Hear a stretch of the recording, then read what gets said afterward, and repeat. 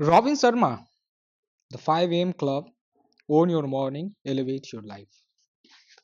Chapter 10, The Four Focuses of History Makers.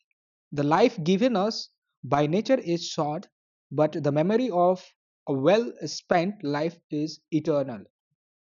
Cicero.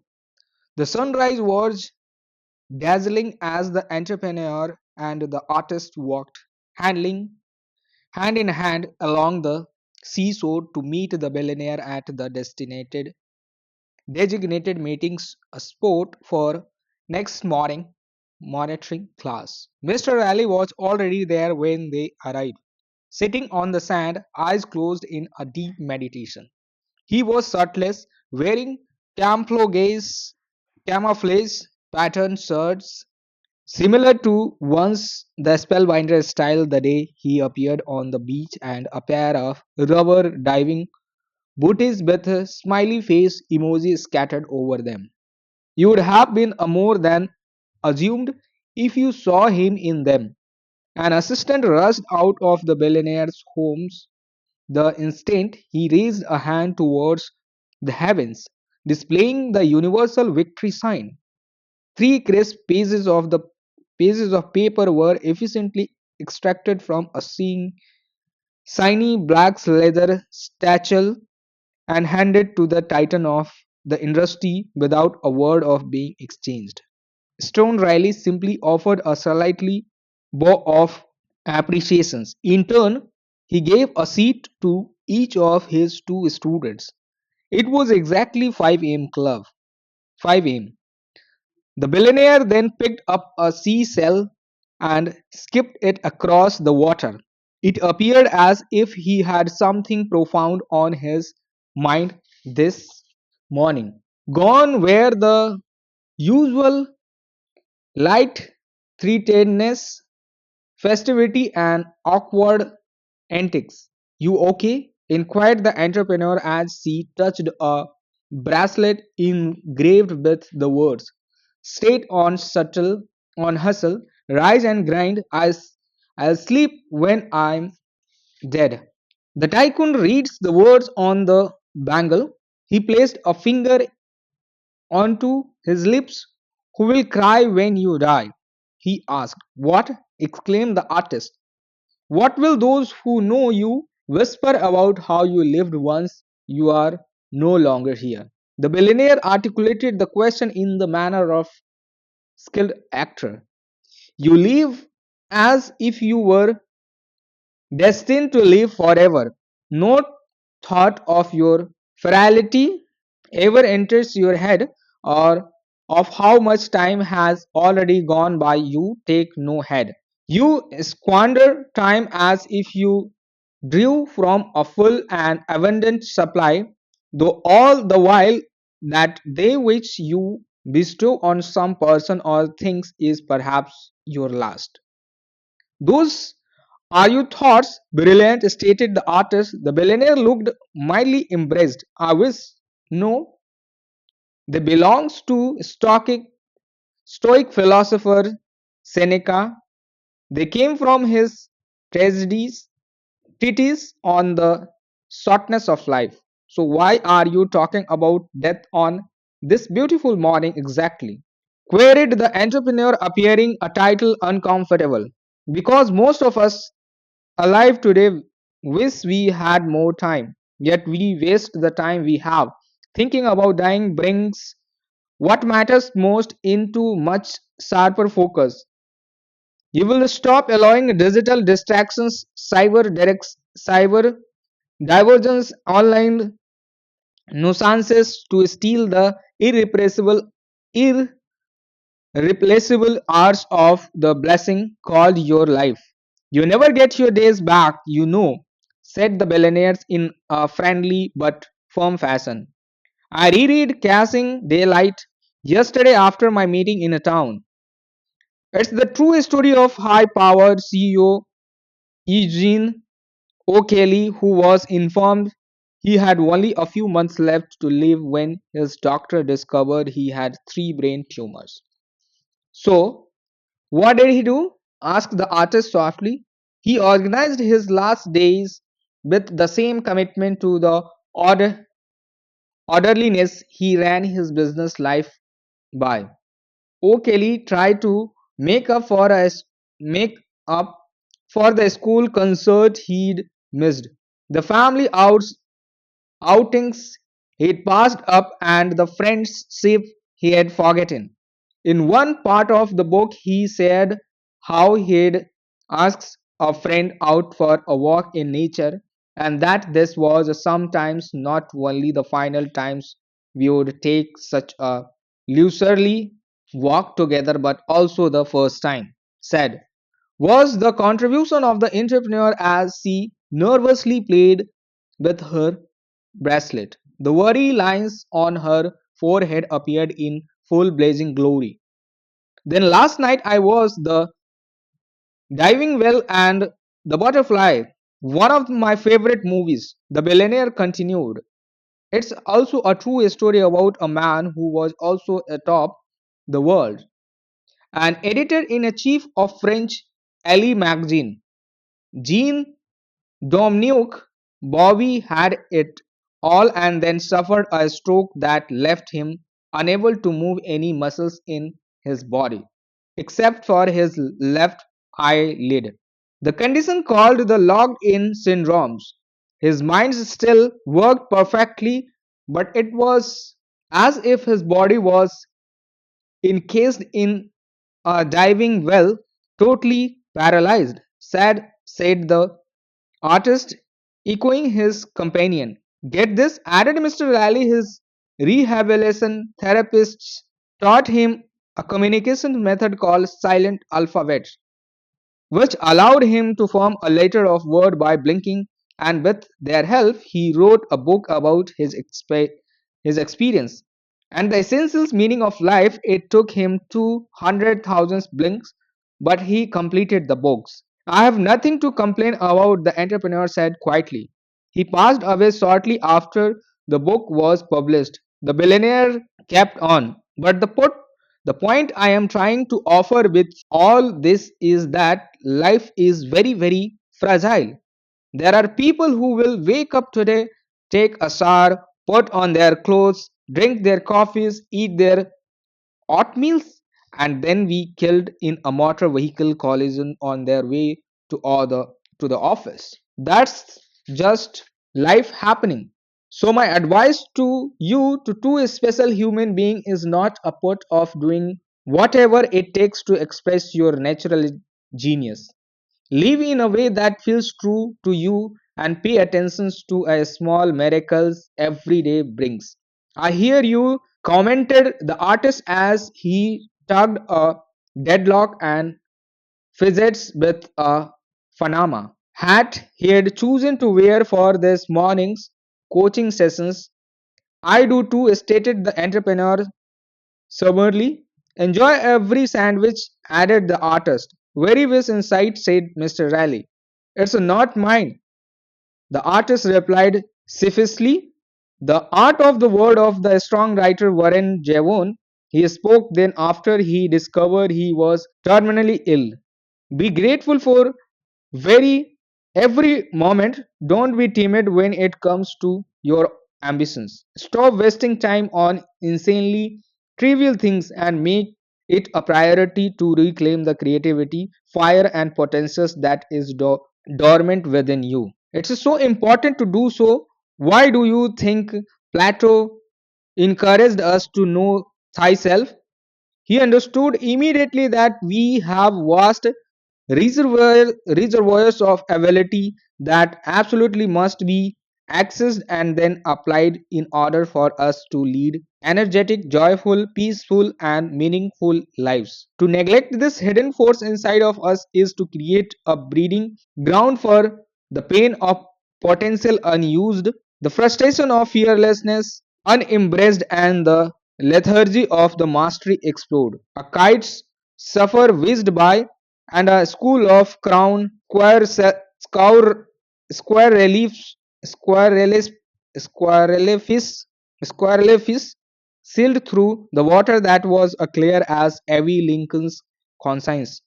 Things brings us beautiful to what I wanted to walk you through this morning. Please look carefully at your sheet of paper.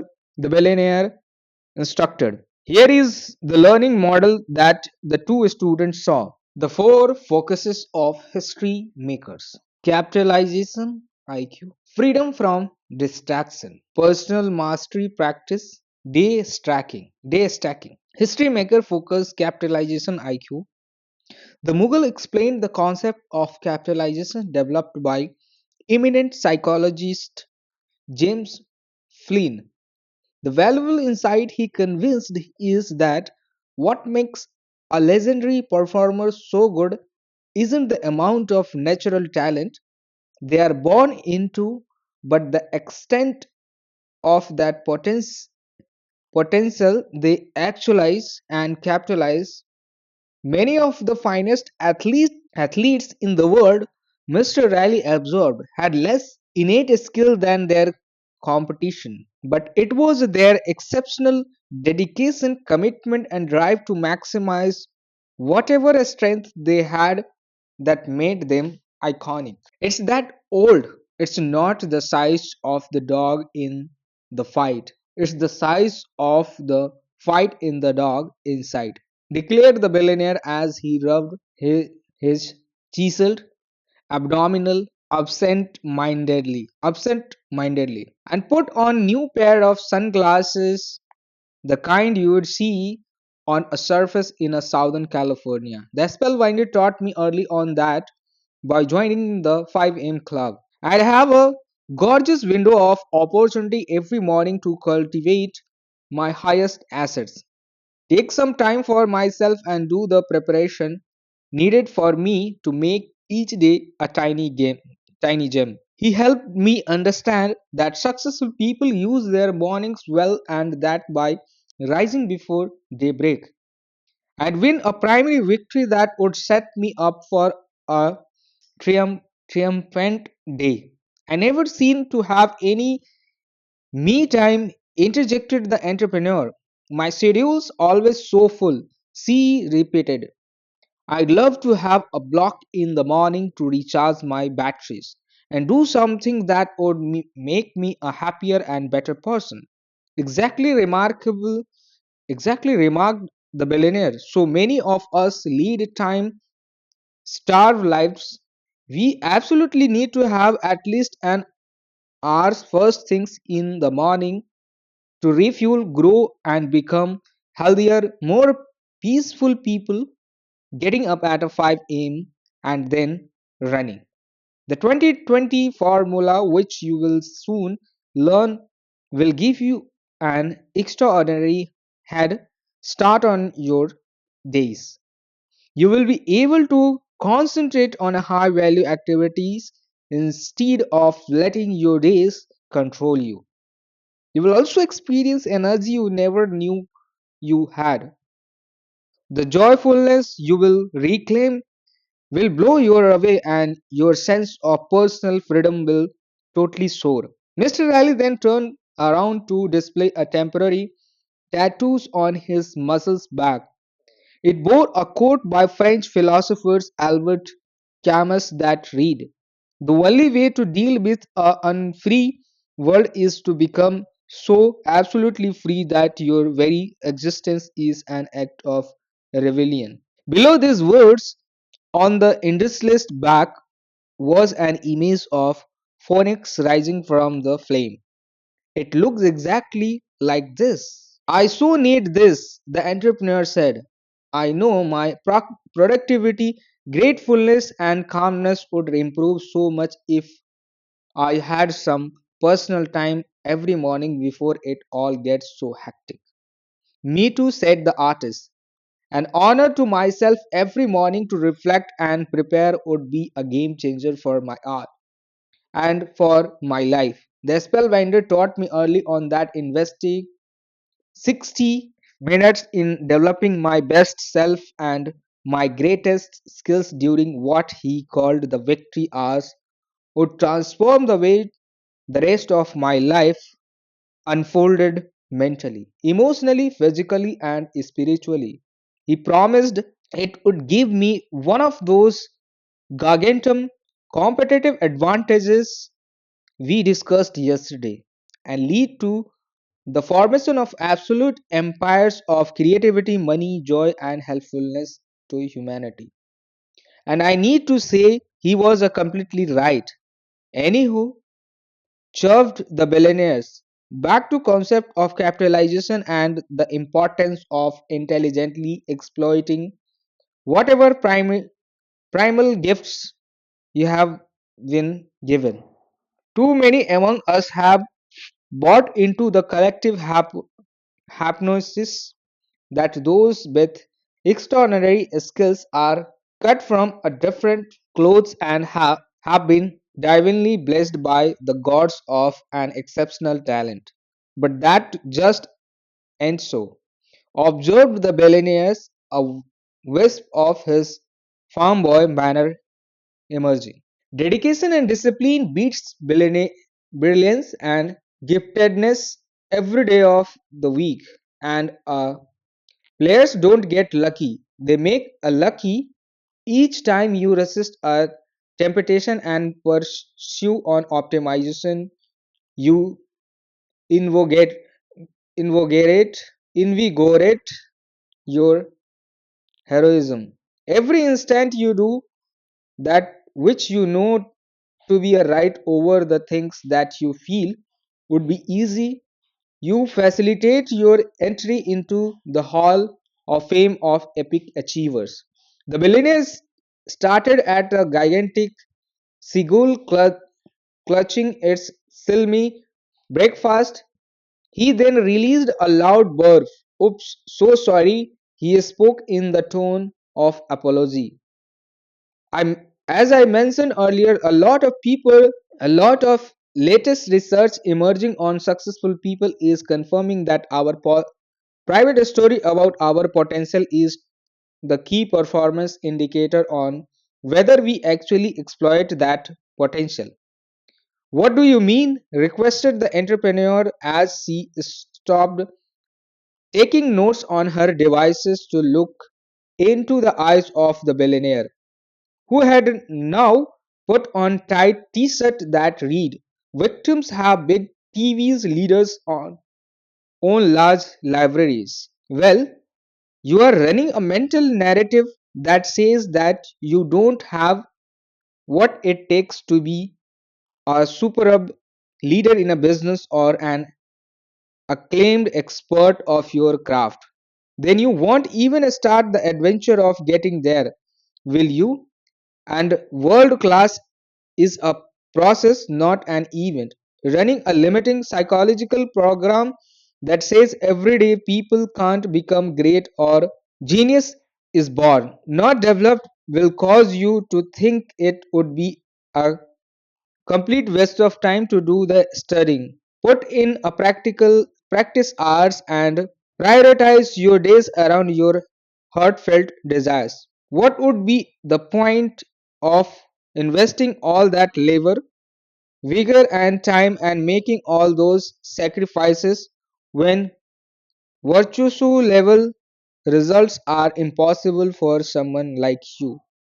Under your belief system, and then because your daily behavior is always a function of your deepest beliefs, that very perceptions of your inability to realize victory becomes real. Noted the billionaires, human beings are hardwired to act in alignment with our self identities.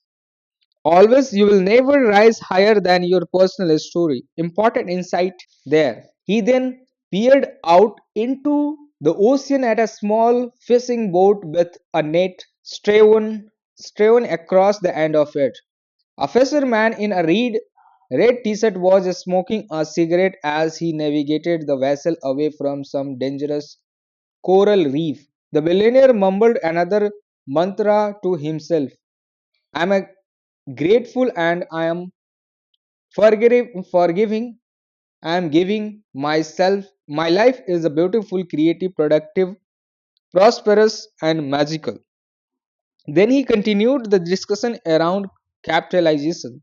The positive psychologists call the way we embrace a story about who we are and what we can achieve, and then behave in a way that makes fantasy that fantasy actually comes true. The fulfilling prophecy. We subconsciously adopt a thinking pattern by learning it from the people who most influence us at an early age, our parents, our teachers, and our friends. Then we act according to it. And since what we do creates the results we see, this generally faulty personal story becomes a reality of our own our very own causing. Amazing, right? But that's how most of us operate through the best year of our lives. The world is a mirror, and we get from life not what we want, but that which we are. And I guess that the more we accept that core belief about our inability to produce excellent results in whether it is we hope to do, the more we do, the more we not only reinform it so it becomes a trusted conviction, but we also deepen the behavior that's associated to with it so it becomes a daily habit. Resisted the artist sounding professors instead of bohemian bohemian in the pure morning air. Wonderfully said, replied the billionaire excitedly. I love the trusted convictions idea. That's good. You should share that phrase with a spellbinder. If you see him today, I think he is out fishing, but knowing him, he will be getting some sun here on this beach later in the morning. The billionaire continued, every human being has an instinct for a greatness and a hunger for the heroic and a psychic need to rise towards the heavens of their finest capability. Whether we remember this consciously or not, a lot of us have been minimized and pushed down so much by the dark and toxic influences around us we have forgotten all we truly are. We we have become master of compromise, slowly and steadily allowing in a more aspect of mediocrity until a point arrive where it occurs, where it's our standard operating system. Real leader never negotiate their standards. They know there's always room to improve. They understand that we are most connected to our sovereign natures when we are reaching for our best. Alexander the Great once said, I am not afraid of an army of lions led by a sheep. I am afraid of an army of sheep led by a lion. The billionaire inhaled audibly, a butterfly fluttered by, and a crab scrambled past him. I am here to remind you, he carried on, that each one of us hold a profound capacity for leadership within us. And as you now know, I am not speaking of leadership in sense of having a title, a lofty position, or needing some formal authority. What I am referring to is so much more weighty and ex- exquisite that exquisite than that. It's the true power inside a human heart versus the transitory power delivered by a big office, a fast car, and a large bank balance.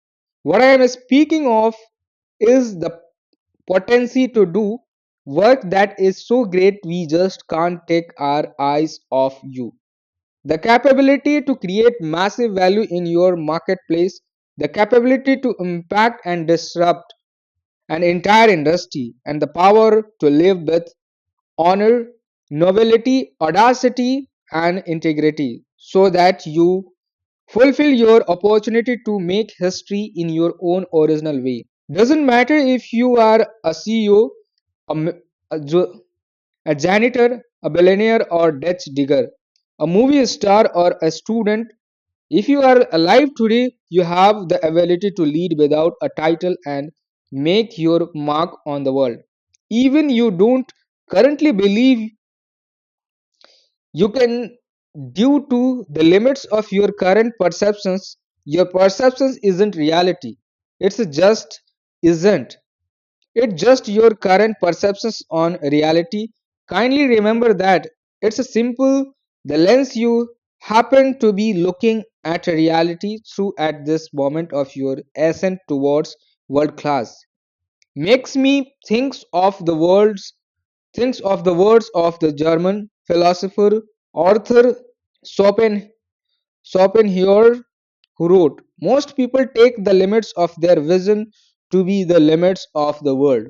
A few do not join them. So there are a large difference between reality and our perceptions of reality, right? In Quiet the Entrepreneur, it seems from what you are saying that it's almost as if we see the world through a filter that made up of all our personal programming, and we run the program so much we get brainwashed into believing that the way we are seeing the world is real, right? You have got me rethinking the way I see everything now, she admitted as the skin on her forehead scrunched together like a rose contracting in the cold.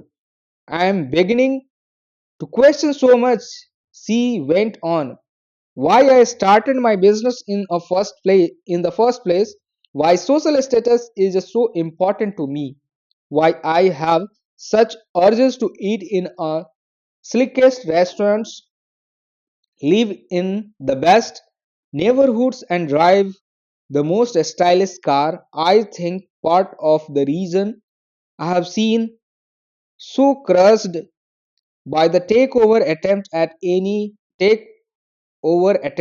at my company is because I get my identity as a human being from being the founder. Honestly, I have been so busy driving my careers. I haven't stopped for a gas in terms of really thinking things through and living intentionally, and it's like the three step success formula you taught us yesterday. As I develop better daily awareness around myself and why it is that I do what I do, I'll make the better daily choices that will give me a better daily results. The entrepreneur was unstoppable. I have no clue what my authentic value are, what I want to represent as a leader, why I am building what I am building, what really makes me happy, and how I want to be remembered when I am no longer here. The story of that CEO and the stroke of that editor really spoke to me.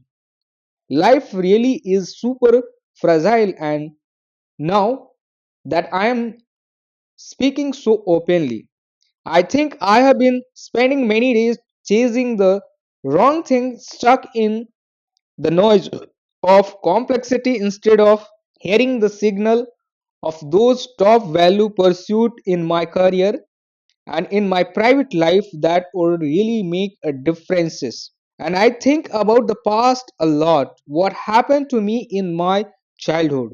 I also haven't had any time for my any friendship. I have no real passion. I have never watched the sun rise until now, and I've never found true love, said the entrepreneur as she anxiously rubbed her bracelet. The entrepreneur looked over the artist until now. Tears filled his eyes, trillions of planets in this universe. He pronounced the billions of people on our planet, and I was fortunate enough to meet you. The entrepreneur smiled and then proceeded to respond in a gentle tone. I hope I never lose you. Don't be too hard on yourself, interjected the billionaires. We are all on our planet, on our paths. Know what I mean? We are we are all exactly where we need to be to receive the growth lessons we are mean to learn. and a problem will persist until you get the education it showed up to bring. And I do agree with you that human beings have a tactic habit of remembering the things that would be smart to forgetting the wonderful things. It would be a wise remember. Anyhow, I do understand you. Please just trust that the highest and wisest part of you is leading you. There is no accident on this path to legendary and the making of the life that matters. And if you ask me, there's nothing wrong with magnificent homes, fast cars, and lots of money. I really need you to hear me on that. Please, we are spiritual being having a human experience. As the old saying goes, having plenty of money is what life wants for you. Abundance is nature way. There's no scarcity of flower, lemon tree and stars in the sky. Money allows you to do superb things for yourself and for the people you care most about, and it offers you the chances to help those in need. A tourist water skiing behind a speedboat zoomed by, you could you could hear him laughing with glee. I'll let you in on a little secret. The magnet continued. I have given anyway most of my vast liquid fortune. Yes, I still have the jets and the Joris flat and this oceanside place. And though my business interests are still valued at an amount that makes me a billionaire, I need none of it. I'm not attached to any of this. I read a story that I think you will like, said the artist. Kurt Vonnegut, the writer, Joseph Heller, the author of Catch 22, were at a party hosted by a renowned financier on a long Iceland. Vonnegut asked his companion how it felt to know that their host made more money in a day before the gala than he had made from all relatives of his best selling books. Heller replied, I have got something he can never have. Vonnegut asked, what on earth could that be, Joe? Heller's reply was priceless. The knowledge that I have got enough brilliant exhausted the billionaire. Love it. He shouted inappropriately loudly as he high fived the artist. He then performed the little dance he loved to do when he was happy yet again before launching into a series of jumping jacks. His eyes were closed as he did them. Such an oddball. The artist went on talking anyway.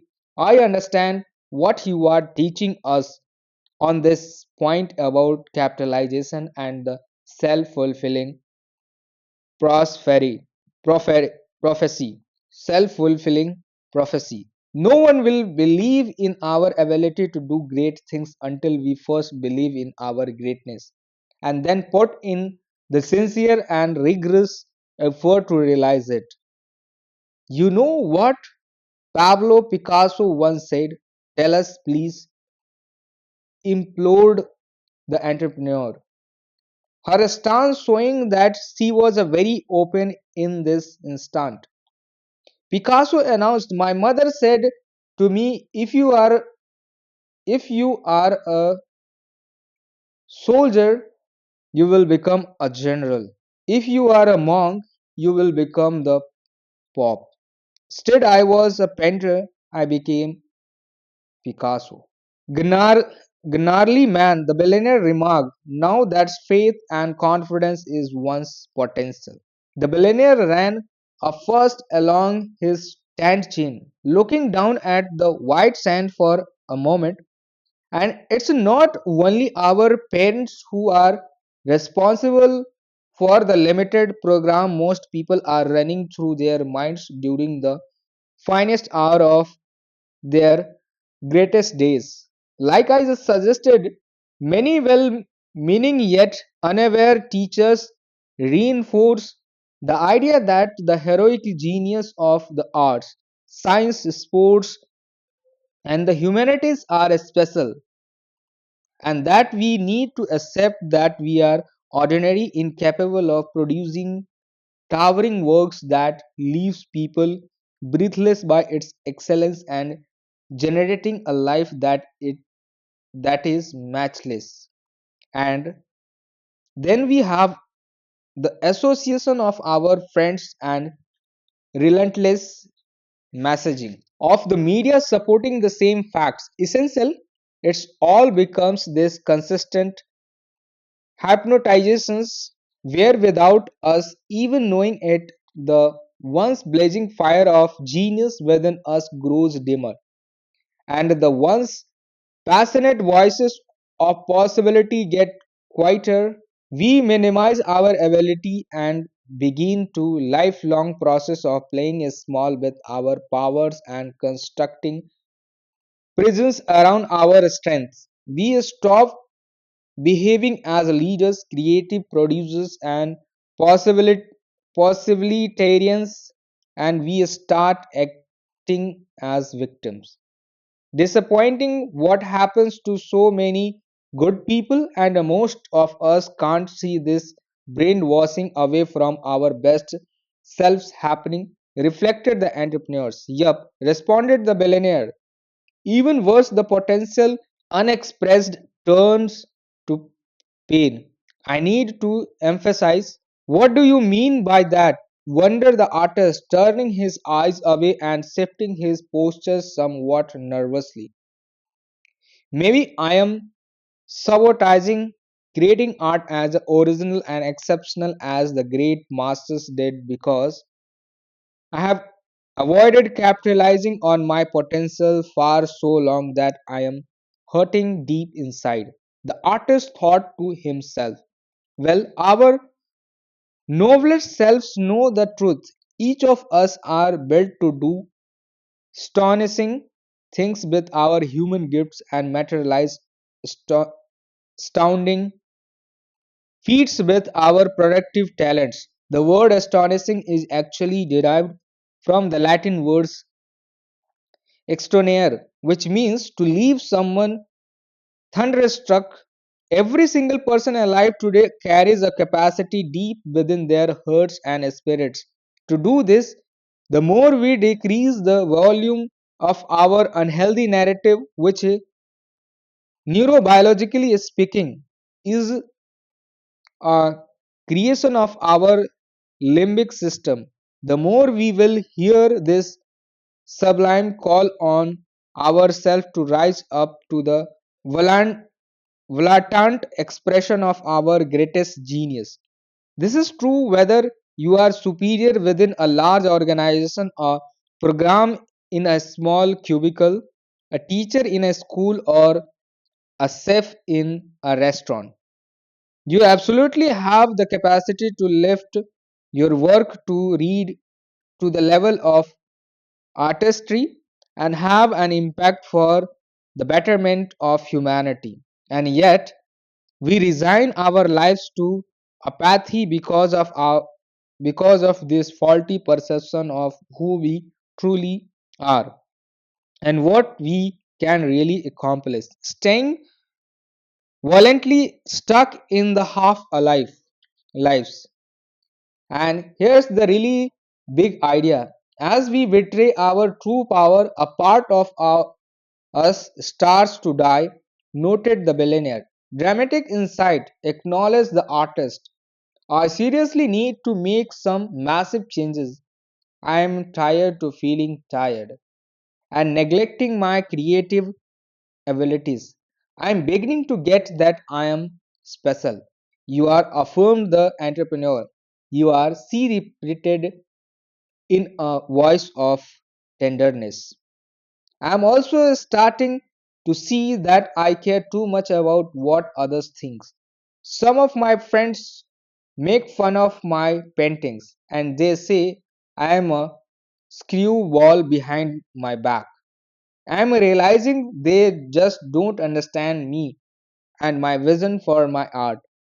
Many of the great genius of the world were not appreciated until decades after they died. You know, the billionaire offered in a murmur. And on your point about your friends, I'm not so sure you are surrounding yourself with the right ones. And maybe now it's time to do you rather than limiting your talent and aliveness because you are seduced by the opinions of others. Kurt Cobain, Kurt Cobain said it better than I ever could. I was tired of pretending that I was someone else just to get along with people, just for the sake of having friendship. Was the artist's only response. What I am sharing is accurate. We, because our associations, and you will never have a positive influence in your field and make a beautiful life if you hang with negative people. Continued the billionaire. Oh, and that pain I was just speaking of, if not attended to and released, start to form a deep reservoir of fear and self hatred within us. Most of us don't have the awareness of possess the tools to process through this well of suppressed anguish. Most of us are unconscious to this quiet torment created by the disrespect we have shown to our promise, and so we deny it if someone even suggests it. We flew from it when presented with an opportunity to manifest it. We subconsciously develop a series of soul crushing escape routes to avoid feeling this pain generated by our talent denied. Like what?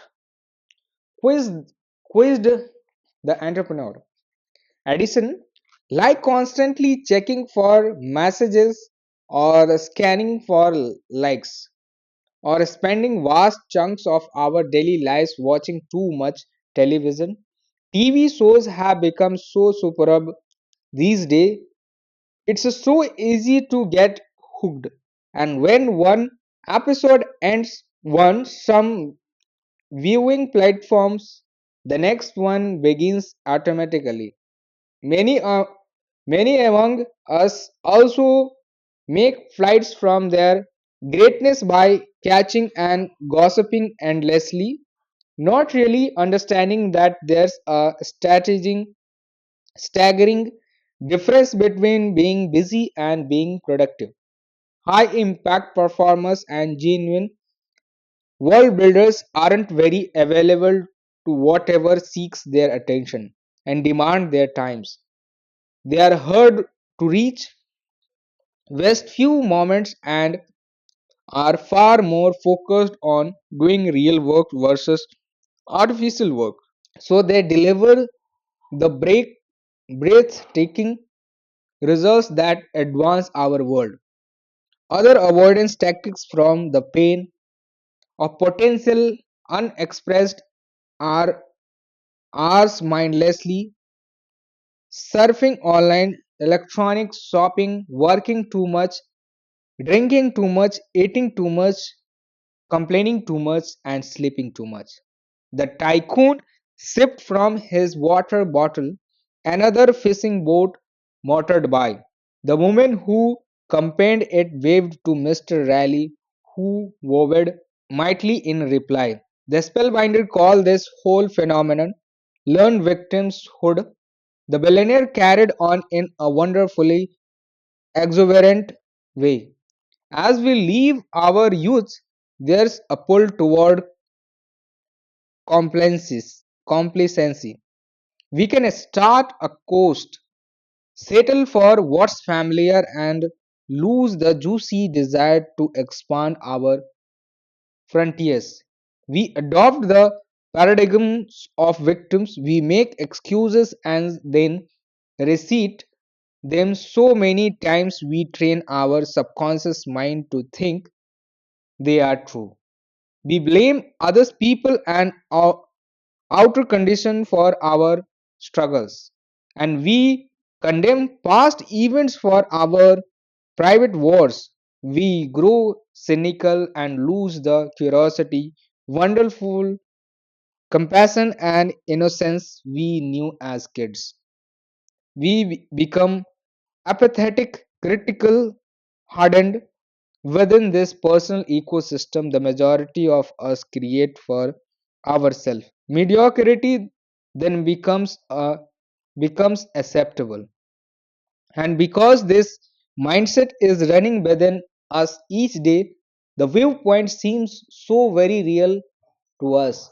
We truly believe that the story we are running reveals the truth because we are so close to it. So rather than showing leadership in our field, owning our crafts by producing dazzling works and handcrafting delicious lives, we resign ourselves to average. See how it all happens.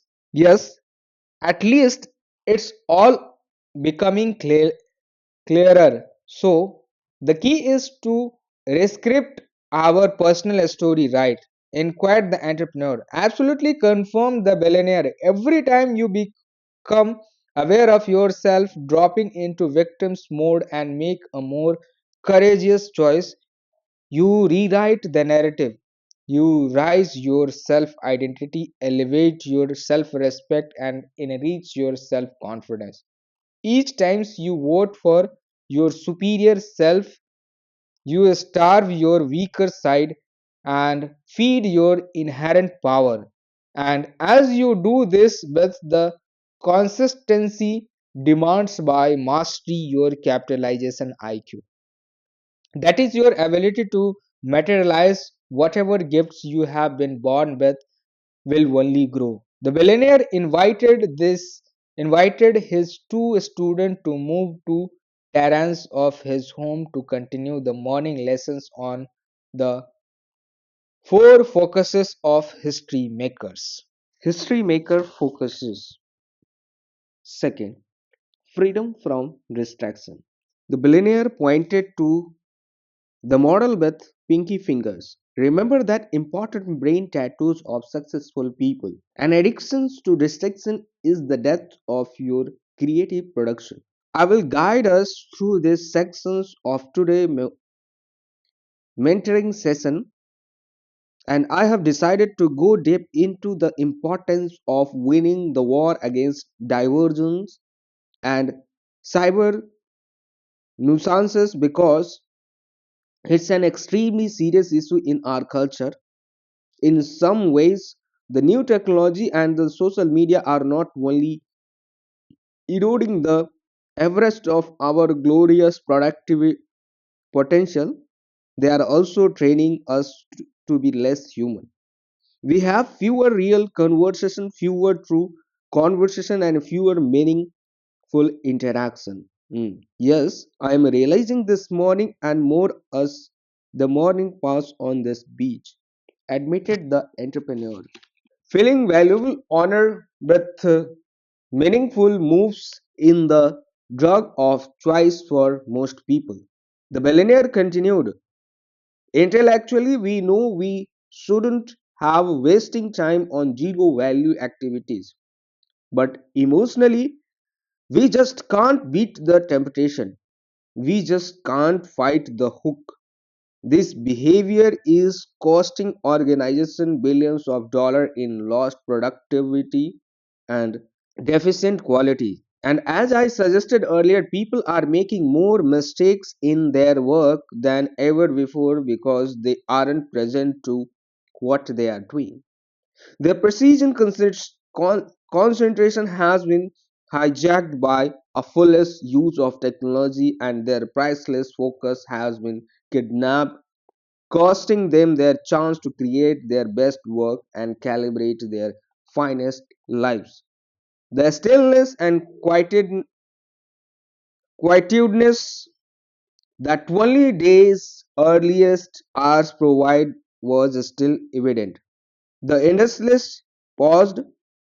He scanned the entire scene, gazing at the flowers neatly ordered around his home, then at the cargo ship on the horizon that looked like they didn't move, and finally at the ocean. Look, cats, he said at last. I love the modern world. Really, I do. Without all technology we have available to us, life would be a lot harder. My business wouldn't be as successful as they are. I wouldn't be as efficient as I am, and I possibly wouldn't be here with you too. Why? Wondered the artist as a single dolphin swam by gracefully. Astonishingly, it then soared high out of the ocean and spun in the air 4 times before returning to the water with a lavish splash. Mr. Raleigh looked delighted. I am so happy I discovered how to become a magnet for miracles. He whispered to himself, and I can't wait to teach these good folks how to do the same for themselves. He then kept on with his discourse. All the innovation in healthcare tech saved my life, and when I was sick, the billionaire explained, any who technology well used in a phenomenon things. It's all silly people apply it now that really concern me. So many potential outstanding people are suffering from broken focus syndrome because they have filled their professional and personal lives with so many gadgets, interruption, and cyber noise. If you are in a sort of winning, please model all of the great masters of history and strip away all the layer of complexity from your days. Simplify, streamline everything, become a pursuit. Less really is more. Concentrate on just a few works projects so you make the amazing versus diluting your attention on too many. And socially, have fewer friends but go deep with them so the relationship is rich. Accept fewer invitations, measure in a few leisure activities, and study. Then master a smaller number of books versus scheming many. And intense concentration only on what matters most is how the pros realize victory. Simplify, simplify, simplify. Stop managing your time and start managing your focus, added the billionaire. Now, there's a principle for greatness in this overstimulated society we live in. Thanks to your teaching so far, said the artist, I now understand that being busy doesn't mean you are being productive. I've also come to see that when I work on a new paintings, the closer I get to great art, the more darker part of me wants to get me distracted so that I avoid doing something mind blowing. It happens fairly often now that I think about it. I'll get near to fantastic work and then begin to break my work routine. I'll go online and just surf, I'll sleep later and watch entire seasons of my favorite shows or plays videos game with my virtual friends all night. Sometimes I'll just drink too much cheap red wine. The closer you get to your genius, the more you will face the sabotage of your fears. Agreed, the billionaire powerfully will become scared of leaving the majority and having to deal with the byproducts of mastery, like being different from most people, jealousy from competitors, and the pressure to make your next project even better. As you rise toward virtuosity, you will become anxious about failure, threatened by concern of not being good enough, and insecure about blazing new paths. So your amygdala, an almond-shaped mass of gray matters in the brain that detect fears, gets all fired up, and you begin to tear down the productivity you have built up. We all have a subconscious saboteur that lurks within our weakest selves. The good news is that once you become aware of this condition, I can make the better daily choices that will give me better daily results. The artist interrupted with all the energy of a puppy seeing its owner after a long day alone. Exactly, said the billionaire. Once you are aware of the fact that as you near your highest talent and most luminous gift, the scared side of you will rear its ugly head and try to mess up the masterpiece you have been creating by pursuing every distractions and escape routine possible to avoid facing. You can make that self destructions behavior. You can step outside of it. You can dis- disempower it simply by watching its attempting to denounce your mastery. Really profound insight here contributed to the entrepreneurs. This explains so much about why I am limiting my productivity, performance, and influence at my company. I set an important target. I get the team enrolled in it. We sequence the key deliverables, then I get distracted. I'll say yes to another opportunity that adds more complexity to our business. I'll fill my days with useless meetings with people who loves to hear the sound of their own voice. I'll check my notification obsessively and watch the break news reports religiously. This morning it because super clear how I am totally sabotaging my effectiveness. It also pretty obvious that I am addicted to the digital nonsense you are speaking about. I'll be honest, I haven't gotten over some of my exes because it's so easy to watch their lives on social media. I'm understanding now that a lot of the hours I could be a super creative. I trade for online reactions, recreations. Like you said, Mr. Raleigh, it's a form of escape. I can't seem to stop shopping on my device. It's just too easy and it makes me feel happy for a few minutes. I'm getting why Steve Jobs didn't give his kids the very things he sold to the world. He understood how addictive they could be if improperly used, and how they could make us less human and less alive. The billionaire raised a hand, another assistant sprinted from the beach hut up and hut up to the now sun-soaked terrace. How he wore a crisp white shirt, charcoal grey sailing shorts, and well cared for a black leather sandals. Here you are, sir, the young man said with a French accent as he handed a Mughal a tray with mysterious marking in it. In the center was model of the human brain. It looked exactly like this. Merki, Biocup, Piri. Now let's explore the neuroscience of self-sabotage so you cats can understand it better and then beat it.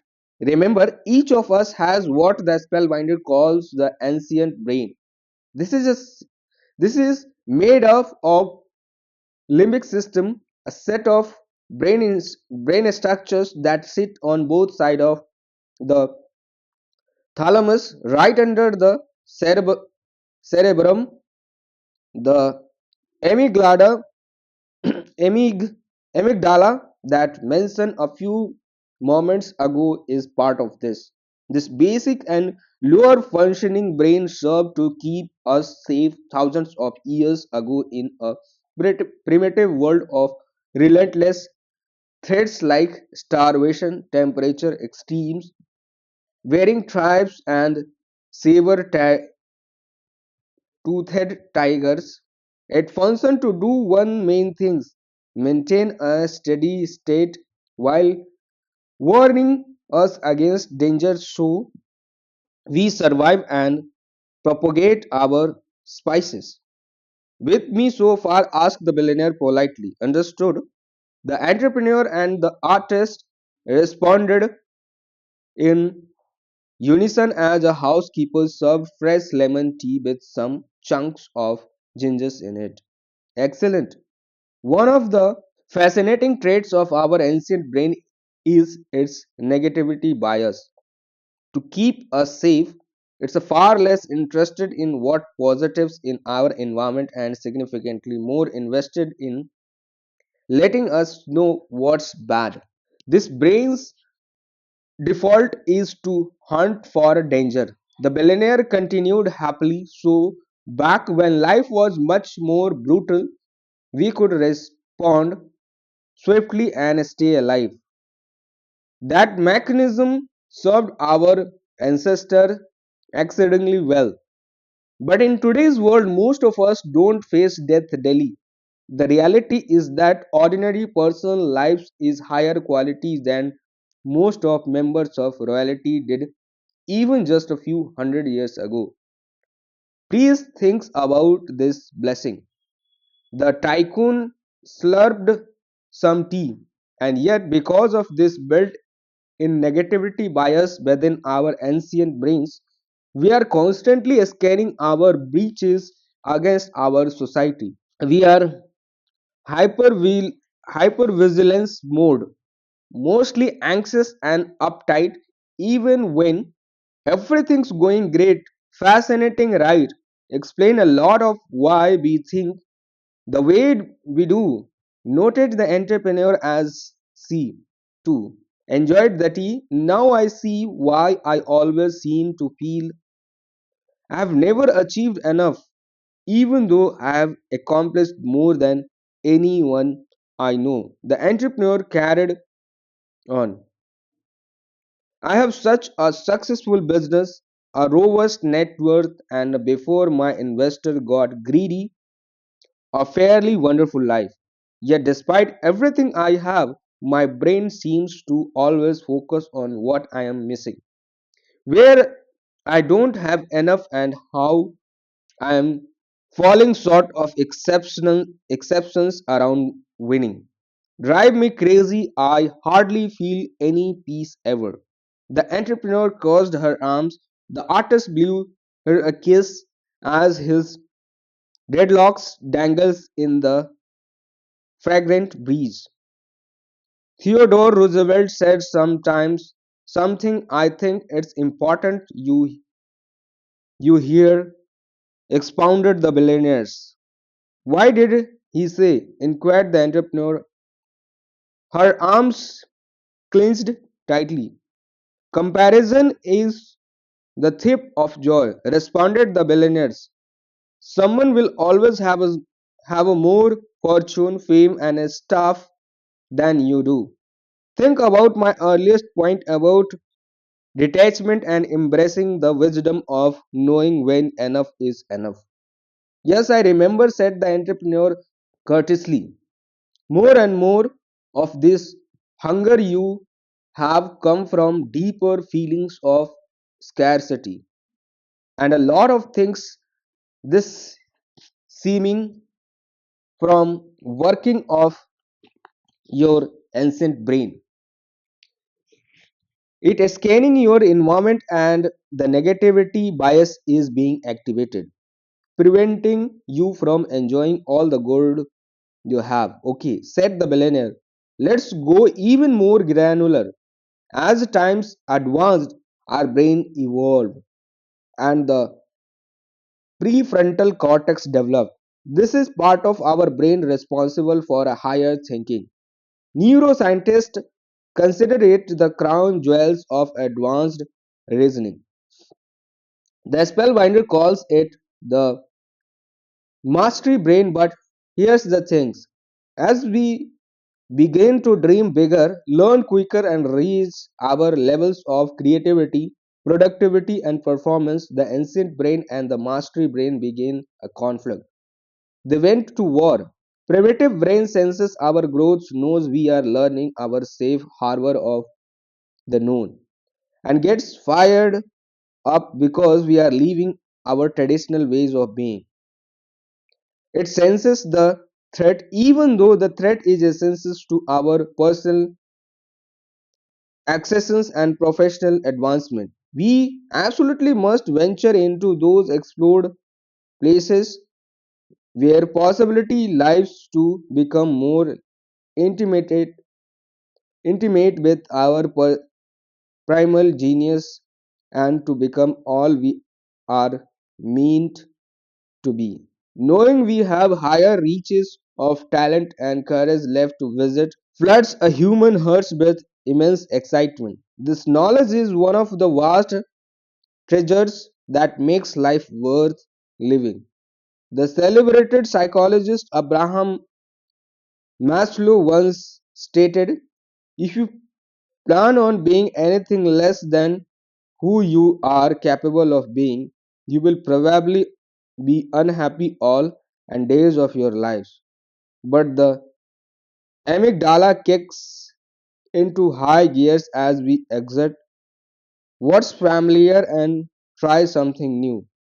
The vagus nerve gets provoked, the fear hormones cortisol gets released, and we begin to destroy the very intentions and implementations that our mastery brain so intelligently wants us to realize. This explains why so few people are highly creative and extremely productive. The artist observed as we leave our confront zones, the ancient brain gets triggered. As we rise our expertise and lift our influence, it gets frightened by the chance. Exactly, applauded Mr. Riley. Then cortisol is released, our perceptions narrow, our breathing grows swallow, and we dropped into fight or fight mode. Actually, the three options of fear are flight, fight, or freeze. The artist added, our higher thinking wants us to grow, involve, do more masterful work, lead better lives, and inspire the world. Continued the artist. But there is a battle of our brains going on, and the ancient, lower, more primitive brain inside all of us wants to stop our evolution. Exactly said the billionaire as he fist bumped the painter. And so, speaking to the second focus of history makers on the model you are walking us through, freedom from restrictions, I guess it's because of this fear we face that we embrace as many divergence as possible makes to make us feel better, even if only for a minute. Questions the entrepreneur. Truth, confirm the billionaire, and they escape the discomfort that comes with us becoming more intimate, intimate, intimate with our inherent genius. This is such a big piece for me. The artist couldn't contain his enthusiasm. You have just walked us through why our culture is so addicted to distractions and why the majority don't experience their greatness. And I guess that's why creative and productive people are the real warrior of our society. We not only have to face the insult of our naysayers and the arrows of those critics who don't understand our art. We also need to have the guts to push past the alarm bells of our ancient brains pleading with us not to reach for our brilliance. Poetically said, my friends, exclaimed the billionaires gleefully. He did that little dance again. The housekeepers who weren't sweeping the veranda just shook her head. It takes an awesome amount of courage to feel the terror of true professional and true personal and professional growth and to keep going even when you sort of feel you are dying, taught the titan. But the continue when you are frightened is how you become a legend. You two cats are makers, builders of great things, and all builders consistently break through their fears daily to find higher levels of prowesses, impact, and human freedom. Oh, and the fantastic reward you will receive as you fully express your strengths and gifts isn't only the product of your heroic effort. It's who you will become by advancing through the fire of your fear and heat of your trial along the process to mastery. You get to know who you are. You see your ability more clearly. Your confidence soars. You need the stalking of crowd a lot less, and you begin to live your authentic life versus a plastic one manufactured by a world that doesn't want you to be free. The billionaire swept from his water bottle before continue to explain the importance of breaking free from the death grip of a device distractions and digital divergence. And that's where being a member of the 5M club can also work its magic for you. He told this audience of two. One of the ways great men and women of the world avoided complexity was by incorporating tranquility and serenity into front part of their days. This beautiful discipline gave them absolutely essential time away from overstimulations to savor life itself. Rapidly, rapidly their creative reservoirs, develop their supreme selves, count their blessings, and ground the virtues that they would then live out their days under. Many of the people who fueled the progress of our civilizations shared the habit of rising before the day breaks. Could you name a few of those people? Quiz the entrepreneur. John Gisam, a famous novelist for one, replied the billionaires. One celebrated early risers include Wolfgang Amadeus Mozart, Georgia O'Keeffe, Frank Lloyd Wright, and Ernest Hemingway, who said that early in the morning there is no one to disturb you, and it's a cool you come to your work and warm as you write. With hopes rose at hand, said the artist, the great one all has spent a lot of time alone, offered a billionaire solitude, the kind that you can access before the sun comes up, is a force multiplier around your power, expertise, and connections to being human. And your escalations requires your isolation. See, you can be in the world all day long chatting endless on your phone about 1000 senseless things, or you can change the world by exploring your talent, refining your skills, and being a light of uplifting that rise us all. But you can't do both. Princeton psychologist Eldar Safier has used the terms cognitive bandwidth to explain the point that we have a limited amount of mental capacity when we rise each morning. And as we give our attention to numerous influences, ranging from the news, messages, and online platform to our families, our works, our fitness, our spiritual lives, we leave bits of our focus on each active we pursue. Massively important insight to consider. No wonder most of us have trouble concentrating on important tasks by noon. We have spent our bandwidth. Sophis Leroy, a business professor at University of Minnesota, calls the concentration we deposit on distractions and other stimuli attentions residue. She found that people are far less productive when they consist, constantly interrupting themselves by shifting from one task to another throughout the days because they leave valuable precise of their attentions on too many different pursuits.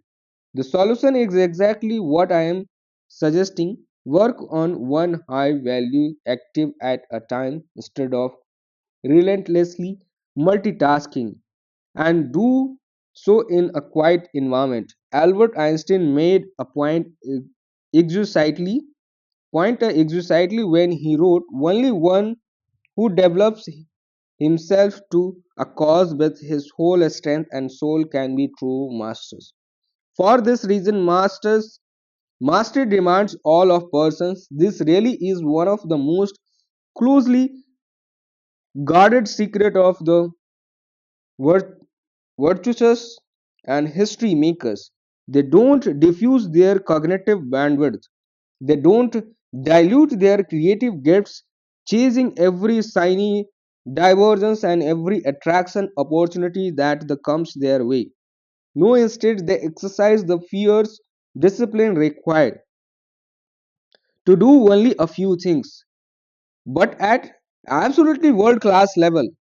It's like I said before, the great ones understand that it's far smarter to create one piece of art, a genius masterpiece that endures for generations, rather than thousands of projects that express no genius. And please also remember the hours of that 95% waste of the top 5% treasure. 5M is the time of least distractions, highest human glory, and greatest peace. So leverage the victory hours well. You will make quantum leaps in your productivity as well as in your personal masters. I don't want to get too much further into the neuroscience. I have said this morning and I have an amazing surprise planned.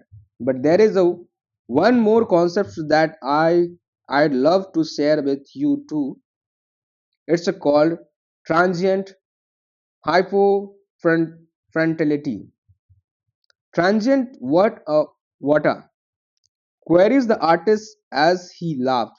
The billionaire walked over the towering palm tree with a thick trunk, revealing its vast age. A sun bleeding wooden table with a wide circular top sat under it. A model had been meticulously carved into the wood. You would have been most impressed and fascinated if you saw it. The magnet cleared his throat and chugged some of the lemon tea. After a few seconds, he began to gargle, yes, gargle. Then he carried on his discourse.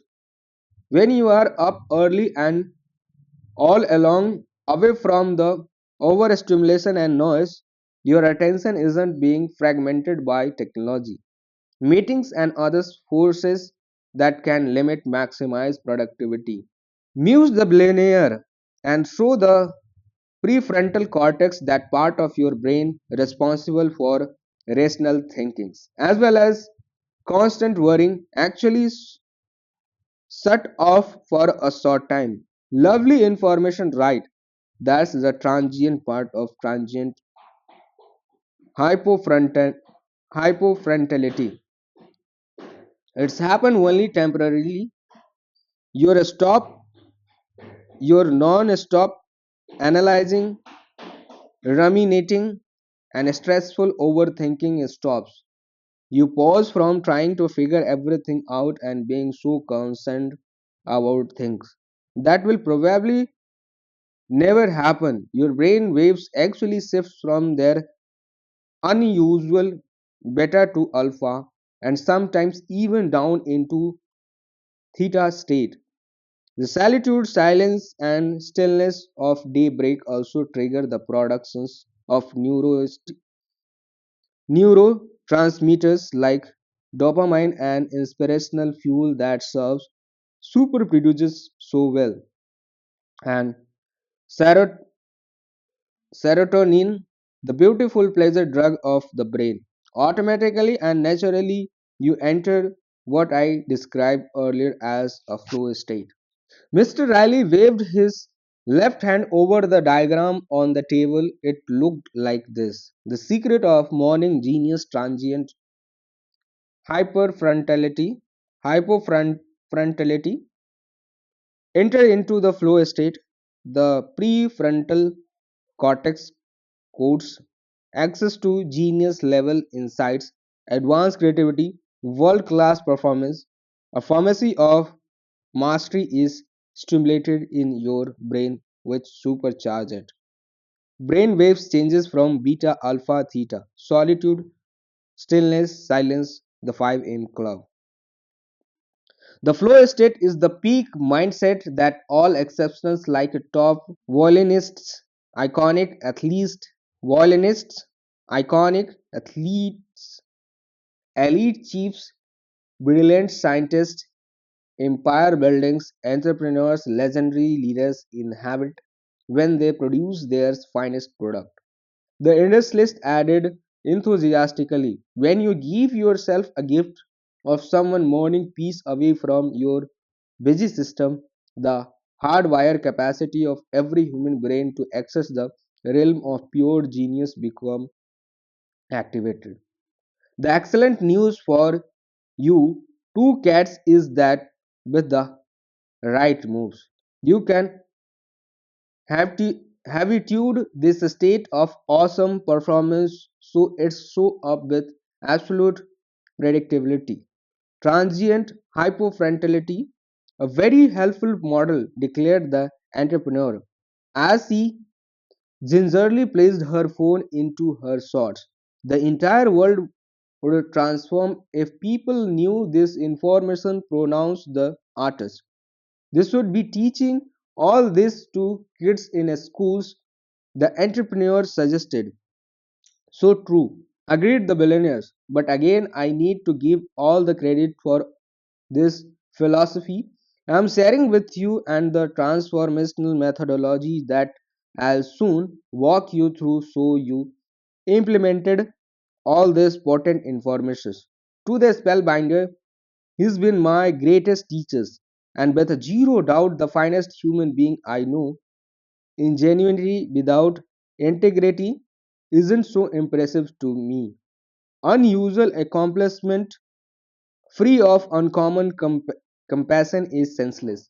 And yes, if every person on the planet was educated in this material and then they had commitment to apply it, entire world would be advanced because each of us would own and then leave our talent power to realize extraordinary result and rise into complexity gloriously people. History Maker Focus 3 Personal Mastery Practice. The billionaire walked his two students past the expensive terrace that offered delightful view of the ocean around to the front of his house. A black SUV shimmered in a driveway as the rays of the morning sun washed over it. Where are we going? Asked the entrepreneur. Well, I promised you both at that dramatic meeting we had at the conference that you would swim with the dolphins. If you came to visit me in Mauritius, so I am delivering on my promise. We are going to western part of the Iceland to a small seaside village called Flick and Flack. Two young and delightful dudes are waiting there for us. They are skilled at finding where the dolphins are. Get ready to be blown away by what you are about to experience, my friends. This will be unforgettable for you. The SUV was soon weaving through the charming pocket sized towns and surrounded the compound of the industrialist and rolling onto the perfectly kept highway. The billionaire sat in front with his drivers, asking about his children, his latest fascinations, and his aspirations for the future. Throughout the journey, Mr. Riley would ask a thoughtful questions, then lean back and listen carefully. One could see he was a man of tiring depth, with a mammoth heart. As the vehicles eased up to lovely harbor gazed by a sandy beach, a few white cottages, a quaint fish restaurant, and many aging boats moored into the waters. A rooster proudly sang his morning anthem, and the miraculous sight of the double rainbow unfolded across the magnificent blue sky. Two young fishermen greeted the billionaires with hugs. The group then set off into the vast Indian Ocean, searching for a school for dolphins they could swim and play with. The song Strength of a Woman by Jama- Jamaican singer Saggy blasted from the inexpensive speaker roughly installed into the side of the boat with grey duct tape. The spray coming off the motorboat as it struck the waves soaked the faces of the billionaire, the entrepreneur, and the artist, making them giggle like children dancing in the puddle left after the rain. After a few attempts, dolphins were spotted swimming jubilantly in a small cave surrounded by soaring cliff and the kind you see along the Pacific Coast Highway in California. The way those creatures rejoiced as they glided through the oceans would make you feel as if there were thousands of them in that little intel. But there were only about 11 so. The billionaire threw on a driving mask and quickly slipped into the water from a platform at the back of motorboat. See, Mon, cats, he said excitedly, let's go. The entrepreneur went in next, her eyes alive and her heart beating with an elation she hadn't accessed since her youth. Her breathing sounded shallow and rapid through her snorkel. It sounded like hoo hoo whoosh whoosh. The artist followed, doing a well floppy off the end of the boat, guided by one of the young fishermen who was wearing surf shorts with a colorful tropical print and sporting rubber shoes. The three adventure frolicked with the dolphins as they swam smoothly just below the water surface. When the dolphin descended, so did their three euphoric companion. When they would twirl around, so would be the member of the 5M club. When they would flirt with you one another, so would entrepreneur and the artist.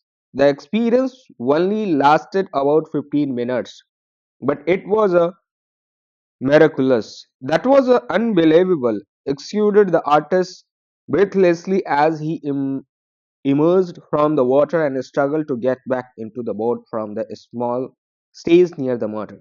One of the most amazing experiences of my life, used the entrepreneurs as she asked him lavishly. The billionaire soon surfaced. He was a hooting with laughter. Boy, that was a blast.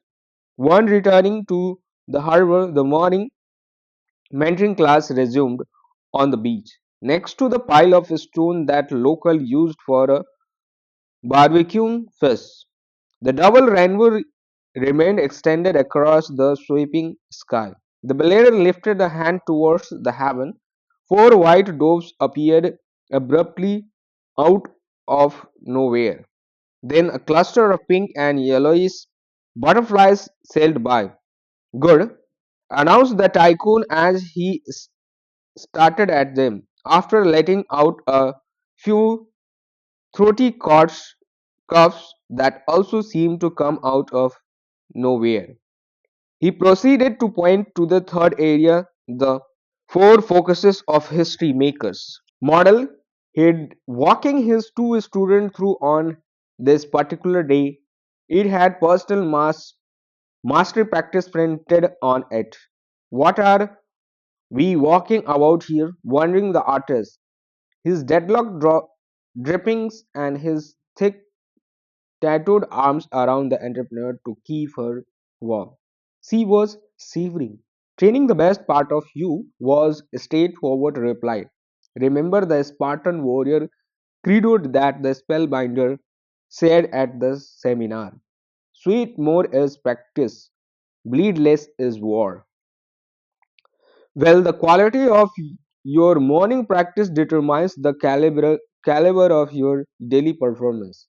Battles are won in the early light of intense training, when no one's watching. Victories occurs before warriors walks into the field. Triumph belongs to the one who prepared the most.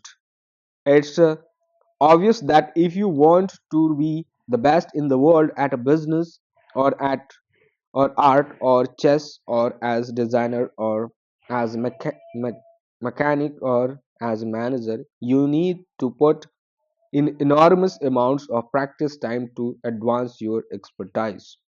Especially a performer must invest at least 2 hours and 44 minutes of daily improvement on their chosen skill for a 10 years. As preeminent, preeminent psychologist Anders Erickson of the Florida State University has taught as though his groundbreaking research. This is the minimum viable amount of practice required for the first gains of genius to appear within any domain.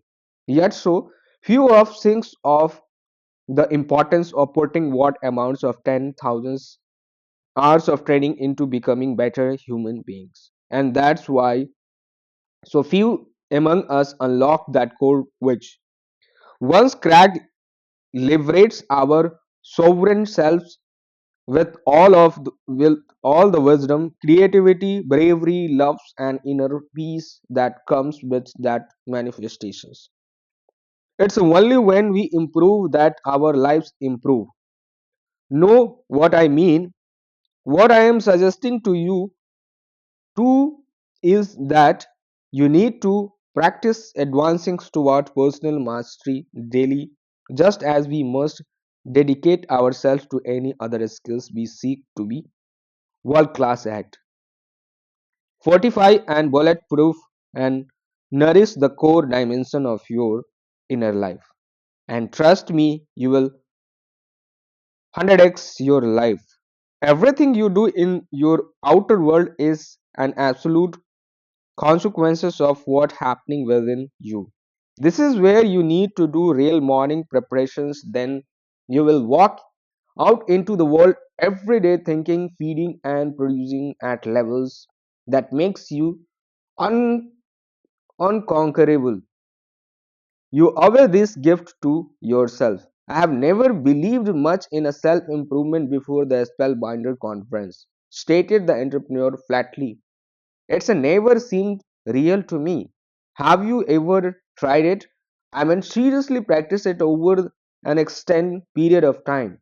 Asked the billionaire firm. Yet another dove flew overhead, and when the mogul glanced up at the sun, it almost appeared that the clouds parted. Not really, admitted the entrepreneur. Until now, until I joined The 5 a.m. club, okay, good. So let's keep going. Here's the key, said the billionaire. During your victory hours from 5 to 6 a.m. each morning, concentrated on upgrading what the spellbinder called the 4 interior empires. This will be the smartest and sometimes the most difficult work you will ever do in your life. Deeply working on you, cultivating the 4 central inner arenas that I'll walk you through in the moment is your golden key to transformation. It won't be easy. I need to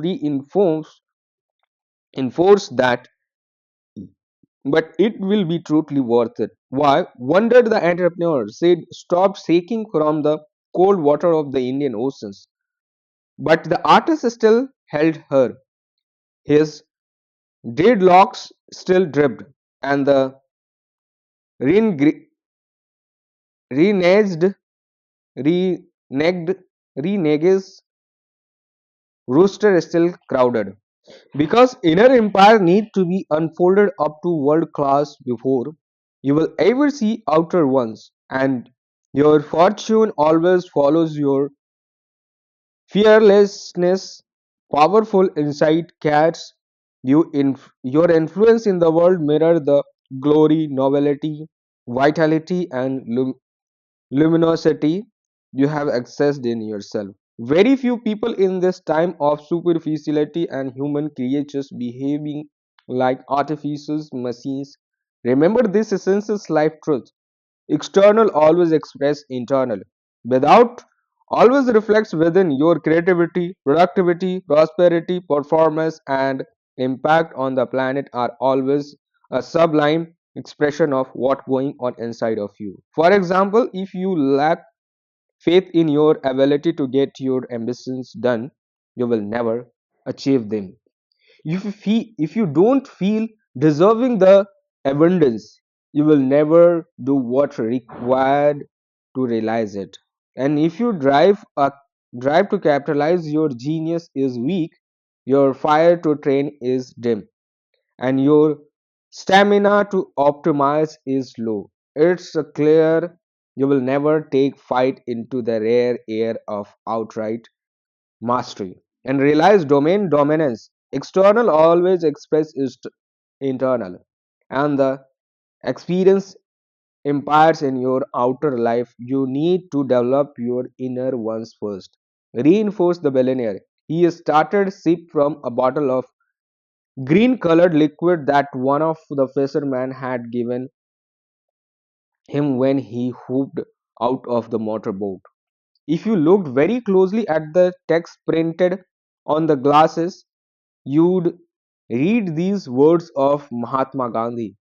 The only devils in the world are those running in own herds. This is where the battle should be fought. As you consistently increase the inherent power inside you, Mr. Raleigh continued, you will actually begin to see an alternate reality flush with gorgeous opportunity and luxurious possibility. And you will universe of the marvelous that members of the majority can't even perceive because their eyes are blinded by doubts, disbelief, and fear. Greatness is an inside game. The billionaire affirmed as he drew yet another learning model into the sand. He looked like this the inner empire. Mindset psychology, E2, heart test, emotionality, E3, health, health, health sets, psychology, E4, soul set, spirituality. Okay, let's go granularity, granularity on this framework so you cats have a high and ultra clear awareness of what aspect of your inner life to improve during your victory hours. I'll provide you with a complete morning routine to run soon. When I teach the 2020 formula for a now, please just know that there are 4 interior empires to train, cultivate, and iterate before the sun comes up. Mindset, heart set, health set, and soul set. Together, these four private arenas form the foundation of the true primal powers that rest inside every human being alive today. Most of us have disowned and discredited this formidable force as we have spent our days pursuing things outside ourselves. But all have this profound and illustrious capacity within us. And the best time of optimize your four interior empire is from 5 to 6 am. That's the most special time of the day. Own your morning and you will elevate your life. Encourage the tycoon. Oh, a questions. What if I only want to do this 5 days a week and take weekend off? How strict is this whole 5 am method? Asked the entrepreneur. An ancient dog suffered by suffered by the song Ochi by the Italian music legend Zucchero could be heard playing from the fish restaurant. You would probably have found that part of this scene quite strange, but it really did happen this way. It's your life. Do what fits you best and feel right to you. What I am revealing is the information the spellbinder shared with me.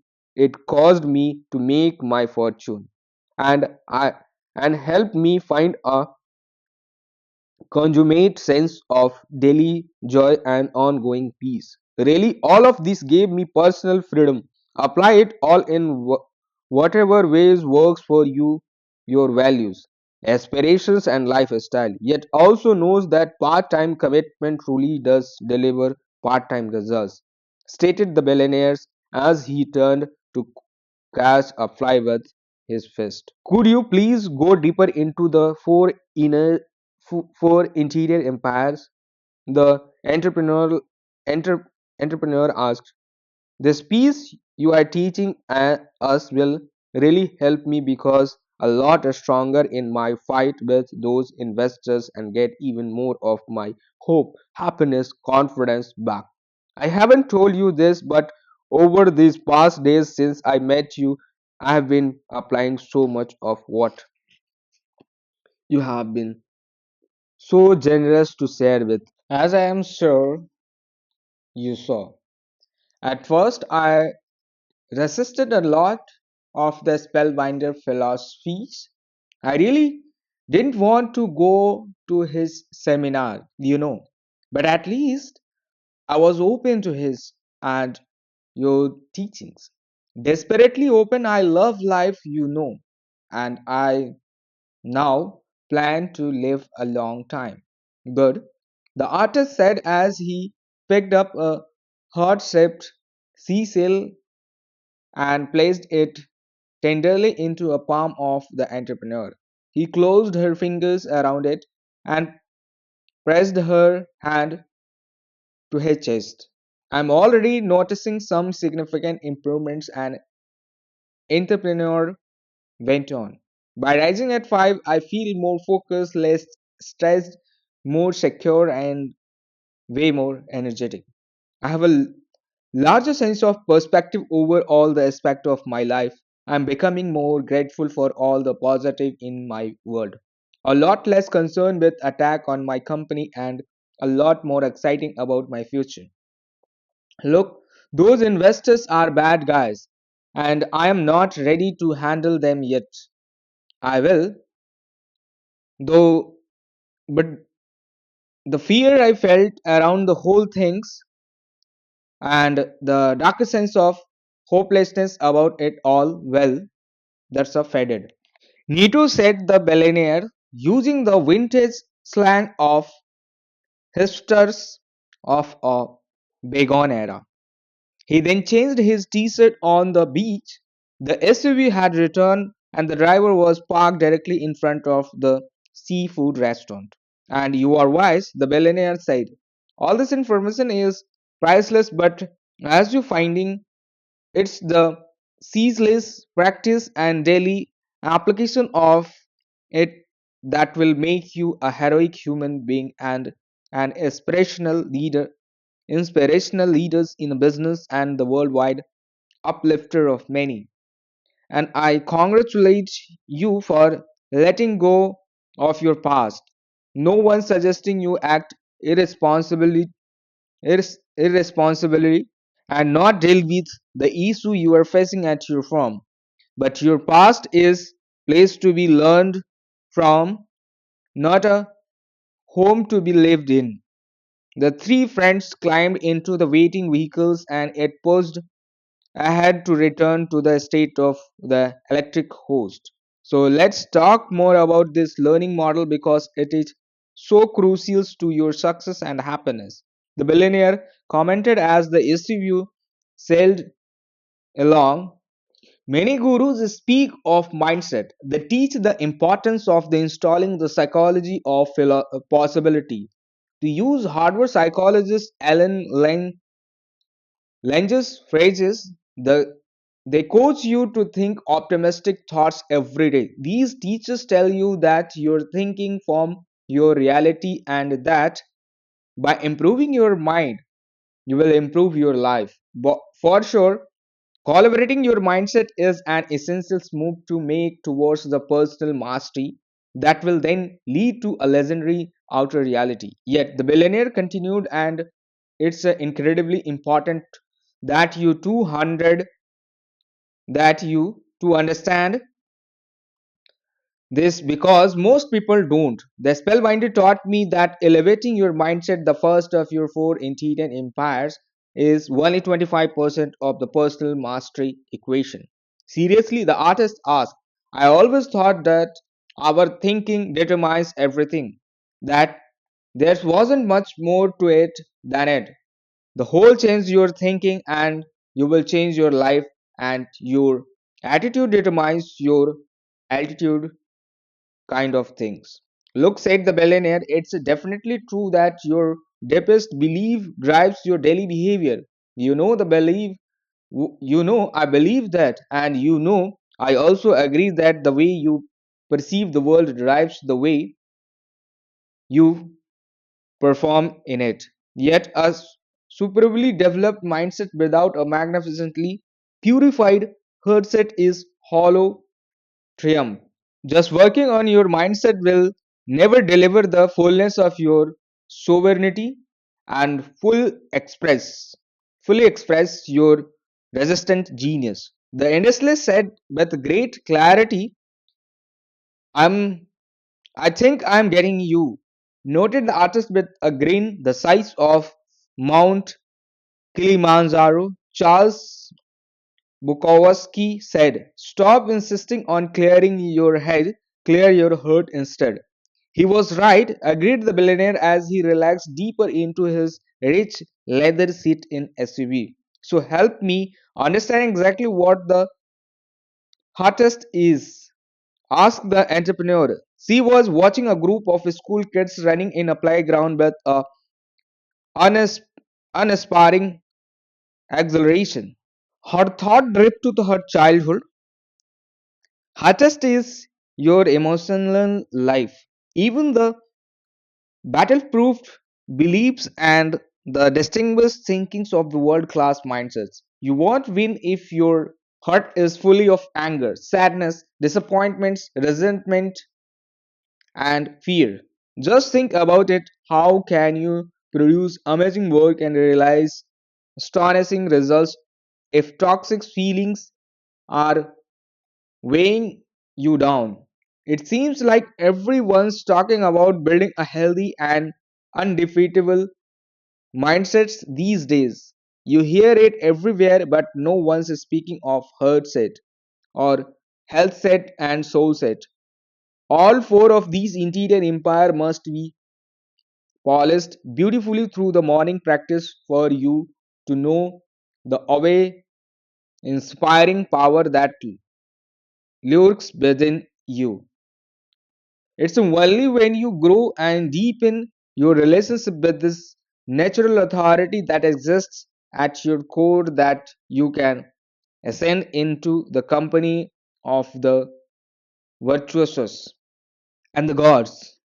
As you elevate your four interior empires, you will begin to achieve success in the external world at the level you never believed you could achieve, and more elegantly than you ever imagined.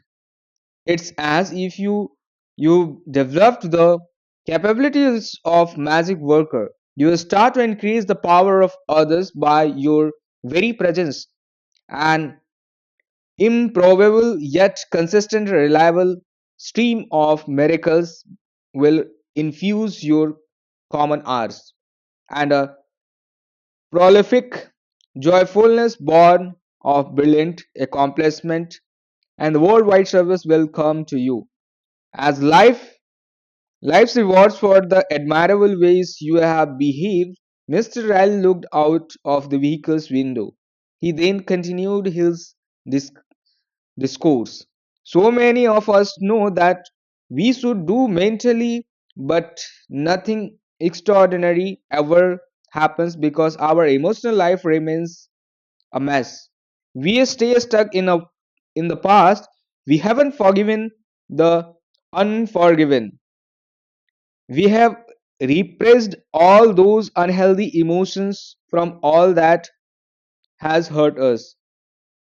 Sigmund Freud, Sigmund Freud wrote that expressed emotions will never die. They are worried alive and they will come forth later in uglier ways. And we wonder why our attempts are at positive thinking aren't working. What I am sharing with you explain why so many self-improvement books don't lead to the lasting evolutions and why so few conferences make an enduring differences. Our intellectual emotions are good.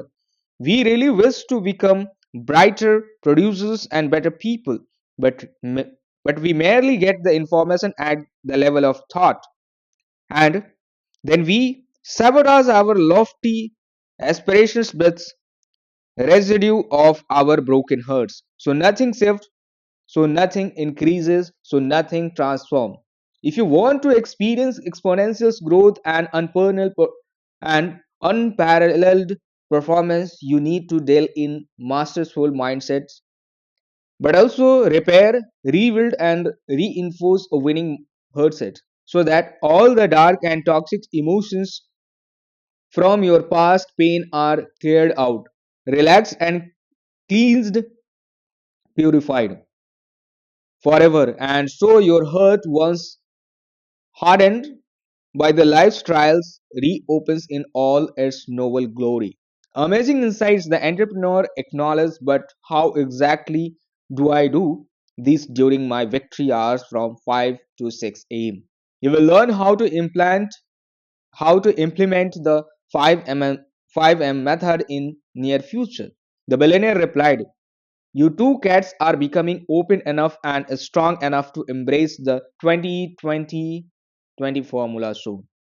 And like I have suggested since we have hung together, your lives will never be the same once you know and run it. The 2020 formula is absolute game changes.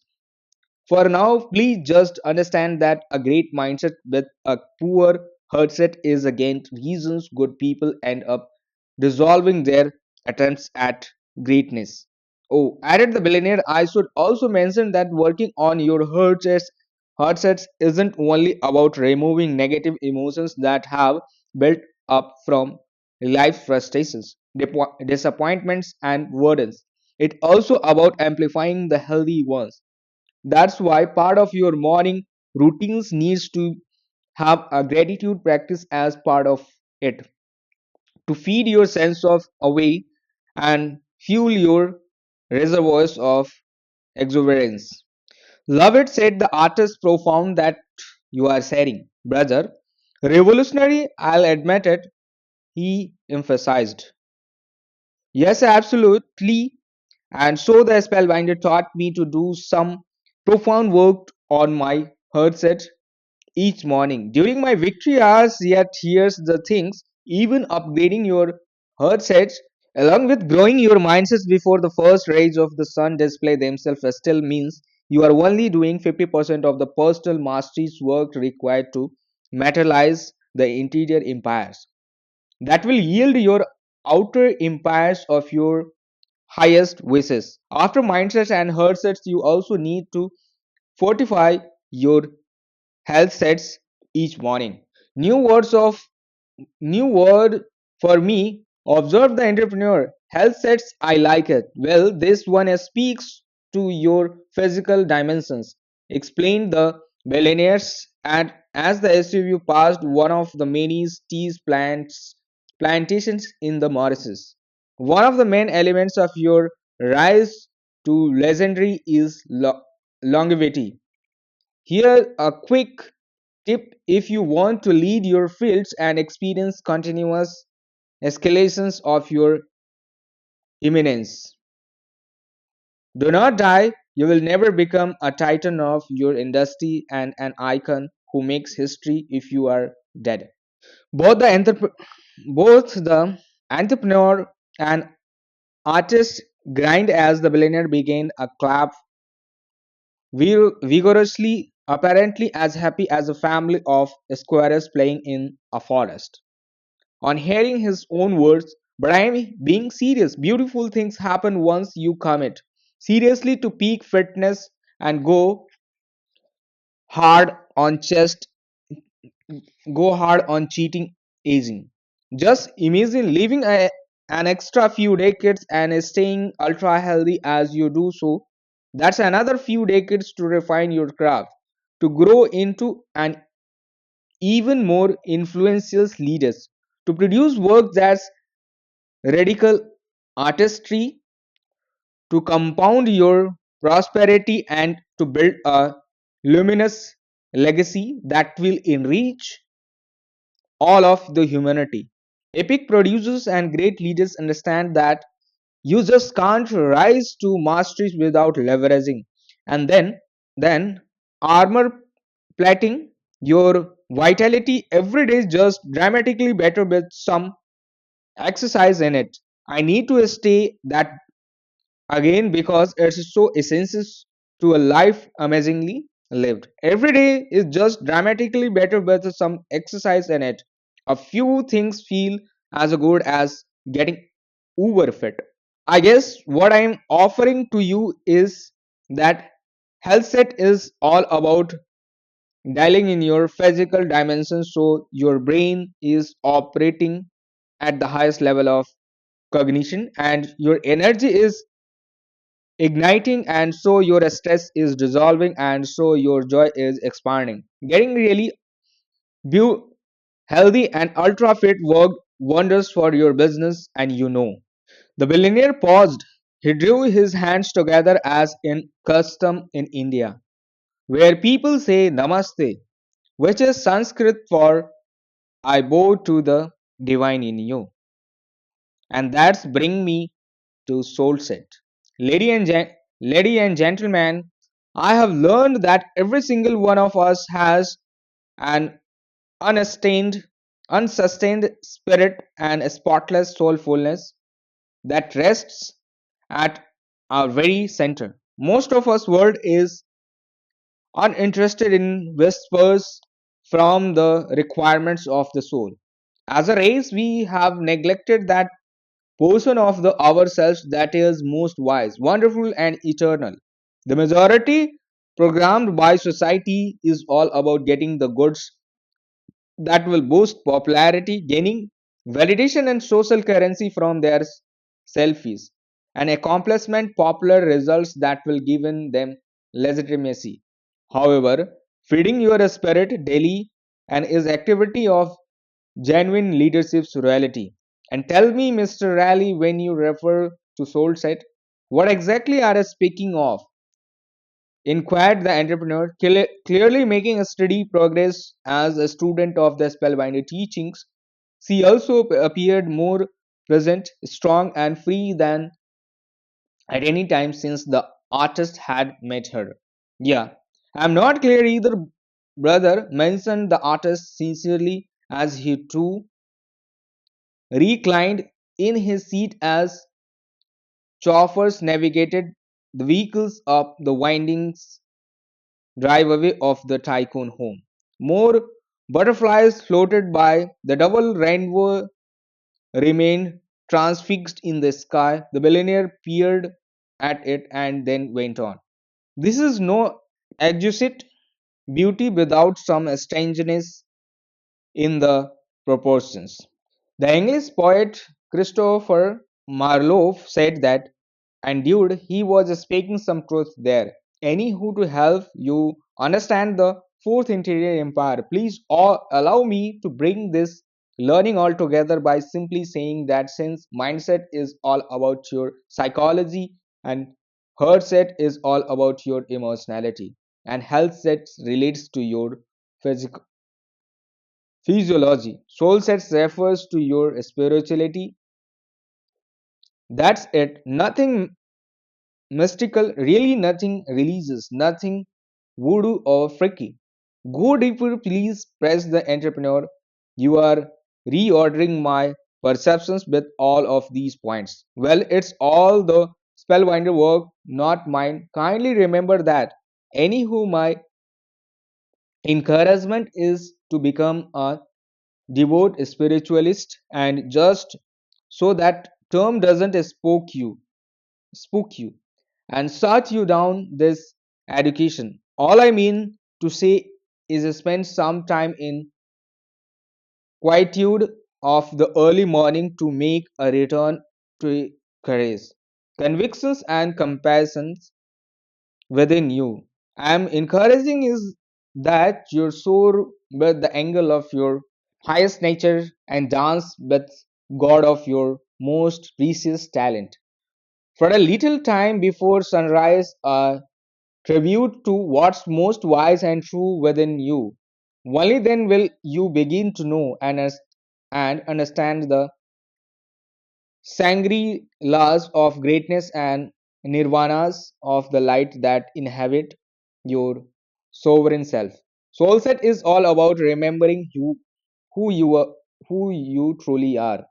The sages, saints, and seers of history of all rose at dawn to forge even weightier bonds with the hero we all have at our cores. Insecurity, scarcity, self selfishness and unhappiness are all children of fear. These characteristics were taught to you. They sure aren't your natural state. After we born, we begin to departure from our spiritual power, descend into more of what this damaged world wants us to be. We become more about acquiring, hoarding, and comparing instead of creating, helping, and adventuring. Awake human being work on elevating their soul set in the serene hours before daybreak. In century of solitude, silence, and stillness, through hope-filled contemplations of the finest version of yourself, without errors in your life character, by marvelous medita- meditations on how you wish to show up during the day ahead, by thoughtful consideration of the quickness of life and the suddenness of exit, and by rich reflections on what gifts you aim to materialize so you leave the world in a better shape than you encountered it. On your worth, these are of ways you can raise your soul set game. Yes, continue to the billionaire and vulnerability of this open heart deliver displaying itself even more potently in his now soft voice. You too have a brave, loving, and widely powerful hero at your foundation. I know the most people this idea sounds crazy, but it is truth that I speak, and by spending some time on your soul set during your victory hours, you will improve your awareness and as a relationship with this most magnificent part of you. So you are constantly serving society instead of gratifying the ego hungers of your smaller self. And with better daily awareness of the mindsets, heart sets, health sets, and soul sets will make the better daily choices that will guarantees better daily results, right? Pronounce the entrepreneur reciting the three steps success formula seed discovered in the early mentoring sessions. Precisely applauded the billionaire exactly, he added, nodding his head. And please always stay sincere to what most important in a life greatly lived. Pleaded the billionaire, be not seduced by the superficiality and suffocate the human spirit and discover us from the best within us. He pulled a thin wallet out of front pocket and read the words of Tolstoy from the tattered piece of paper and had been folded in a sleeve.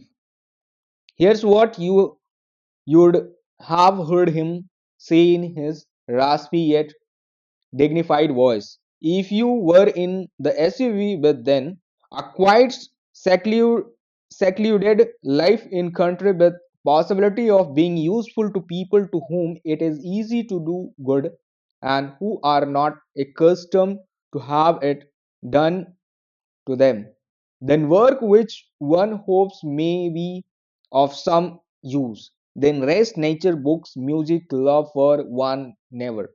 Such is my idea of happiness. The three companions were now standing outside an magnet house, and owl was perched on the lemon tree. It hooted terrifically as it saw the billionaire. He replied with a simple wave. Nice to see you, Buddy, the billionaire said. What took to what took you so long to come home? History maker focus for day stacking. Remember that each of your prize days represents your precious life in miniature. The billionaire observed as you live each day, so you craft your life. We all are so focused on pursuing our futures that we generally ignore exceedingly important value of single day, and yet what we are doing today is creating your future. It's like the sailboat over there, expounded. Mr. Raleigh pointed to watercraft off in distance, a few navigational shifts seemingly irrelevant and in infinitesimal when done consistently over a long voyage make the difference between ending up in breathtaking Brazil or fantastic Japan. All you need to do the pretty much guarantee a hugely successful and a splendidly meaningful life is own the day. Make those 1% course correct corrections and improvement over each 24-hour allotments you receive. And these days will slip into weeks, and your weeks into months, and your months will slip into your years. The spellbinder called each daily personal and professional optimizes micro wins, enhancing anything in your day, ranging from your morning routine to thought pattern thought pattern to a business skills to personal relationship. By only 1% deliver at least a 30%, yes, 30% evolution elevations only a month from starting. Stay with program, and in a just 1 years the pursuit you have seen you have been focusing on has elevated 365% at least. The main point I am making here is concentrate monomaniacally on creating great days, and they will stack into a gorgeous life. Small daily, seemingly insignificantly improvements when done consistently over time yield staggering results. Reinforce the entrepreneur, recalling one of the brain tattoos she'd been schooled in during this magical adventures. Yes, declared the billionaire cheerfully as he scratched and then touched his toe while whispering, to himself. Life is good and I must help these two kind of soul becomes great. Before it's too late, here's the real takeaways. The billionaire carried on, elite produces, and everyday's heroes understand that what you do each day matters for more than what you do once in a while. Consistency really is a key ingredient of mastery, and regularity is a necessity if you are amped to make history. In that moment, the entrepreneur's attention was stolen by her phone as the screen lit up. Sting- Stunningly, the following words showed up in letting the resembled blood dripping, leaving her trembling and shaken. A killer is coming. Baby, what's up? Asked the artist, revealing more of the growing intimacy of their relationship. Yes, what happened? Wondered the billionaires on seeing the ghost white face of the entrepreneur.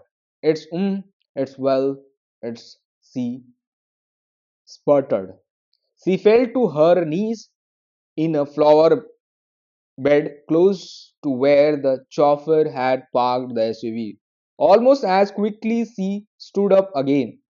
It's another death threat. They're telling me someone is on the way to kill me. The investors again, forcing me to leave the firm. Guess what, guys? What, guys? The entrepreneur said, pivoting into the poses of high confidence and mighty defiance. I'm not leaving. Build this company. I love what I do. I would do anything for my team. Our products are incredible, and I'm growing to enterprise has been giving me great fulfillment. I'm ready to fight them. Let's go bring it on, I say. It's being handled, murmured the billionaire, echoing what he had said at his beach. On first learning about the situation, just stay fully present to the teaching you are learning and this special opportunity of being a new members of the 5M club. Keep having a blast here with me, Maurices. Continue this little love story unfolding between you and my tattooed friends over here. Smile the billionaires and keep strengthening the awareness of your natural powers. As a leader, performer, and human being, I am really happy to see your progress. You already seem braver, lighter, and much more peaceful. Good on you. Getting up at 5 a.m. is getting easier as each day passes. The entrepreneur said, feeling com- comforted and sounding composed. The insights you are sharing are valuable. I am growing a lot. I can't wait to go granular on how to make habit stick and learn the 20-20-20 formula. So I know exactly what to do during my victory hours. I have been practicing some yoga, walking along the sea in the darkness before the sun comes up. Yet I'd love some of help on more specific rituals. I know you have one, but the philosophy so far has been remarkably helpful. The precise methodology is coming soon. At this point, I am simply want you to know that the concepts I have just shared with you both is called the day stacking foundations. Winning definitely does start at your beginning. Own your morning and the quality of your day rises exponentially, which is in turn upgrades the caliber of your life exceptionally. You will be so much more energetic, productive, confident, excellent, happy, and sincere and serene. Even on the most difficult of the days when you calibrate the front end of it. Okay, now you two go have the amazing day together. I love the word of the poet John Keats, who wrote, I almost wish we were butterflies and lived but 3 summer days. Three such days with you I could fill with more delight than 50 common years could even contain. Pretty great, right? Totally watched the artist as he tugged on three deadlocks, pat his stomach, and then lagged up black combat boot. Totally agree. And what times should we meet tomorrow? Cold cats, inquired the billionaires, with look that confirmed he was quite sure of the answers. 5 m. The entrepreneur and the artist replied the exhaustively in unison. That's all. The chapter 10 has been completed. We'll come again to the next chapter.